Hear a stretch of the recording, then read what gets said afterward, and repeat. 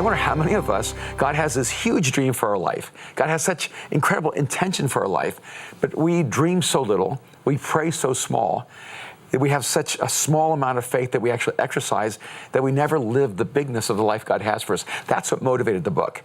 And it was really born in a conversation I had with my stepdad. My son Aaron was 15 years old. I had not seen my stepdad for 15 years.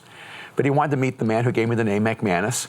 So I found him across the country. We flew, set up an appointment with him, got to see him. He was happy to see us. And I was just struck that the one moment I saw my stepdad after 15 years, the only conversation he ever had with my son, he looked at my son and he said, "I don't know what your dad has told you, but he was just average." His brother, now he was exceptional. He was really talented, but he was just average. And in that moment, I remember just saying, "Hey, Dad, what else would I tell him?" I told him I was just average. And I thought, how strange that the one thing he wanted to make sure that he could pass on to my son was that his dad was just average. As I walked away, I felt really heavy, but I realized I wasn't heavy because this is what he chose to say about me or what he chose to tell my son. What really bothered me is it was true.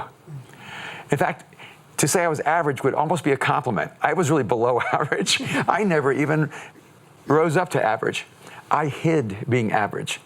I found myself a safe place where I could be lost in mediocrity.